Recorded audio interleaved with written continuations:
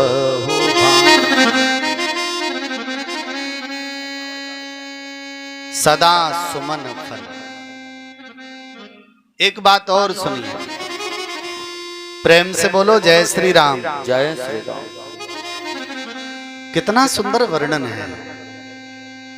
सदा सुमन फल सहित सब। जीवन में श्रद्धा आई, श्रद्धा के बाद में रिद्धि सिद्धियां आई। हमने रिद्धि सिद्धियों को छोड़ दिया। रिद्धि सिद्धियों को छोड़ा तो संत हमारे जीवन में आए। हमने क्या किया? बोले हमने संतों को अपने जीवन में स्थान दिया।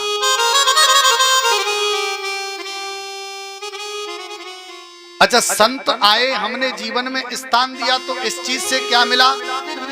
तो वर्णन बड़ा सुंदर है कि जैसे ही संत आए और संतों को हमने अपने जीवन में स्थान दिया, उसी समय सदा सुमन फल सहित सब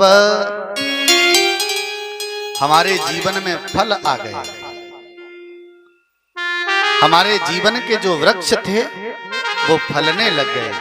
हमारे जीवन के वृक्ष फूलने लग गए। पावन श्रोताओं, चारों तरफ से नदियां उमड़ उमड़ कर हमारी ओर आने लगी।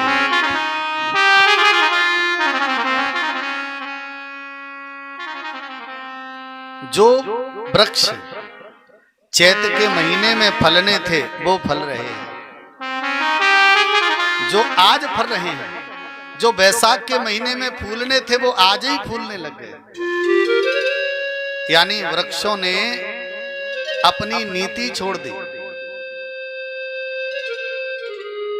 जिस दिन तुम्हारे जीवन में श्रद्धा रूपी पार्वती का आगमन हो जाएगा, प्यारे पावन श्रोताओं, आपका जीवन उसी दिन सौंदर्यवान हो जाएगा और आपके जीवन में तरह तरह के फल आने लग जाएंगे।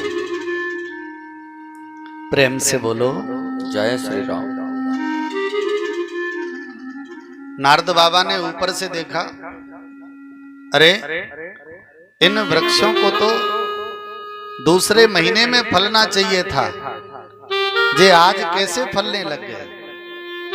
जिन वृक्षों को कभी और महीने में फूलना चाहिए था वो आज कैसे फूलने लग गए।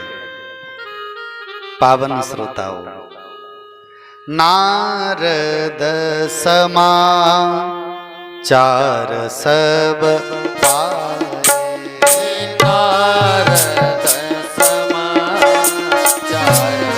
सब पाए।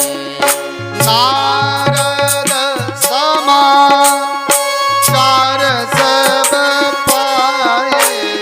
नारद समाचार सब पाए। कौतुक ही ये हंस गाए। कौतुक ही गिरे ये हंस गाए। नारद जी ने समाचार का मतलब सूचना नहीं है। समाचार का मतलब है सम आचार है। यानी जिन वृक्षों को कभी फलना फूलना चाहिए था वो आज ही फलने फूलने लगे। तो सबके आचरण जब एक जैसे दिखाई दिए तो नारद जी ने मन में सोचा, क्या बात है, मैं चलकर देखूं तो सही। पर पावन श्रोताओं, ध्यान रखना, जीवन में सबसे पहले श्रद्धा आई और श्रद्धा के बाद में अन्यत्र चीजें तुम्हारे जीवन में आती चली गई। संत भी आए और अंततः नारद जैसा संता भी आ गया। ध्यान रखना, नारद जैसा संता।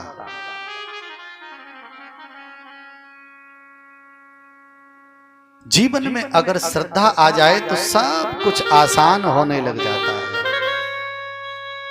पावन श्रोताओं, शैलराज को पता चला कि नारद बाबा घर आए हैं तो बड़ा सुंदर नारद जी का स्वागत किया। ध्यान रखना, स्वागत ऐसे ही नहीं करना चाहिए।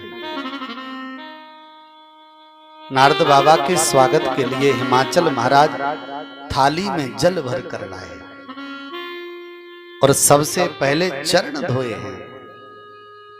चरण धोने के बाद ऐसा नहीं कि बस बर आसन दीना, सुंदर आसन दिया, अपनी पत्नी मैना को बुलाया, देवी प्रणाम करो। नारद जी बहुत बड़े संत हैं।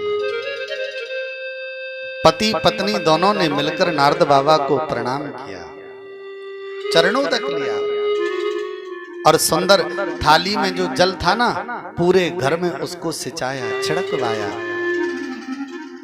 महाराज, आज मेरा जीवन धन्य हो गया। ध्यान रखना, नारद देखा बिकल जयंता, लाग दया कोमल चित संता। नारद जी संता हैं और ऐसे संता का आगमन तुम्हारे जीवन में हो जाए तो समझ लेना ठाकुर जी की कृपा बहुत बड़ी आपके ऊपर हो रही है।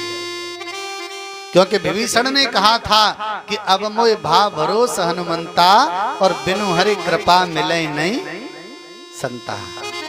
हिमाचल महाराज की आंखों में आंसू आ गए। प्रभु, मेरे ऊपर निश्चित ही ठाकुर जी की कृपा है, इसलिए आप मुझे मिल गए। महाराज, नारद बाबा की तो खोपड़ी घूम रही थी। बोले ये बात तो ठीक है, हम मिल गए कि नहीं मिले, स्वागत हुआ कि नहीं हुआ, पर ये बताओ, ये तुम्हारे पर्वत पर जो हम देख रहे हैं वो कितना सत्य है। मतलब मैंने देखा कि वृक्ष फल फूल रहे हैं, अपनी ऋतुएं भूल गए, नदियां चारों तरफ से घुमड़ घुमड़ कर आप ही की तरफ आ रही हैं, ये सब क्या है? हिमाचल महाराज ने हाथ जोड़कर कहा, प्रभु ये सब कुछ नहीं है। अरे कुछ तो है। बोले महाराज, मेरे यहाँ एक बेटी का आगमन हुआ है और उस बेटी की वजह से मेरे यहाँ ये सब विराज